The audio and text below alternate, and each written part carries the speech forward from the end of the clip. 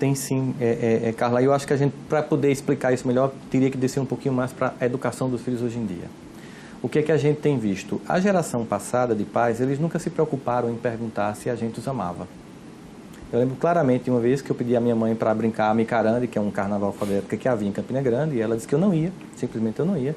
E disse, mas meu avô me deu o abadá, porque o avô, antigamente, ele ajudava na criação, né? Mas, embora meu avô ajudou bastante para mim. Mas aí ela disse, mas você não vai, porque você é menor e quem manda em você sou eu. Eu disse, tem nada não, quando eu tiver 18 anos eu vou.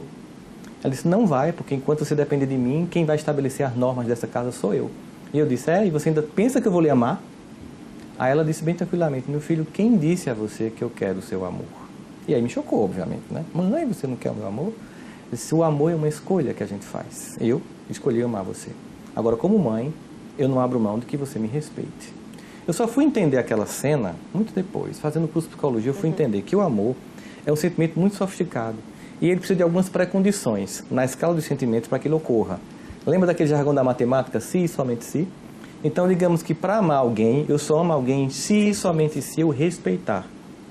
Os pais do passado não se preocupavam em serem amados, mas não abriam mão de serem respeitados. E com isso conseguiam o amor e o respeito. Infantilmente e de forma insegura, os pais de hoje querem ser amados por crianças e adolescentes, que nenhuma sofisticação ainda tem para um sentimento tão nobre.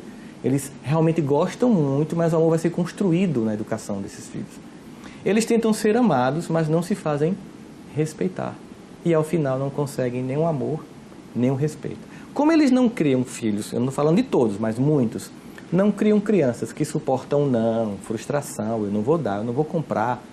Eles criam pessoas com incapacidade de suportar que a vida nem sempre é favorável. Mas será que alguns até não tentam ser diferentes? Até porque eles têm uma base diferente disso.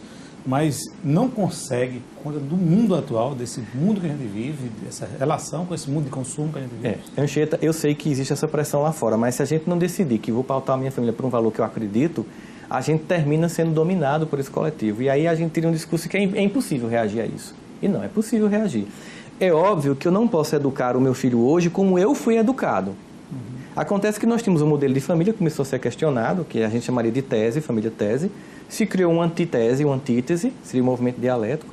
Essa família tinha alguns valores que não eram legais, por exemplo, uma hierarquia muito fechada, pouco diálogo entre os filhos, o pai mal conversava com os filhos, a mulher não tinha espaço. Então se começou a questionar essa família, porque de fato ela tinha defeitos, mas ela tinha virtudes. Só que no pêndulo histórico, toda vez que eu questiono o modelo anterior para criar o novo, eu tenho uma tendência de jogar fora o que era ruim, mas também jogar fora o que era bom. Não aproveita as virtudes. Como a gente sempre diz brincando no comparação, é que como se desse um banho no menino, uma banheira, e depois fosse jogar água suja fora e levasse o menino junto, jogasse fora o menino. Então, aquela família hierarquizada eu abri mão. Aí eu vim para uma família que era repressiva, mas eu criei uma família permissiva. E hoje, a gente também está vendo que esse modelo não está lá, essas coisas. Houve ganho? Houve. Há uma democracia nas relações, a mulher tem mais espaço de poder no lar, os filhos têm diálogo com os pais, mas se perdeu o respeito. Então, a família síntese, que é a família antiga, tese, a família antitese, vamos para a família síntese, nesse movimento dialético, é uma família em que eu mantenho essa democracia familiar que foi conquistada, é muito bem-vinda, a criança poder se expressar, mas eu trago de volta o respeito, a disciplina, a norma, as frustrações, que eu não posso dar tudo que você quer, mesmo que eu possa. Eu, como um pai, como uma mãe que quero educar, eu evito para que você suporte.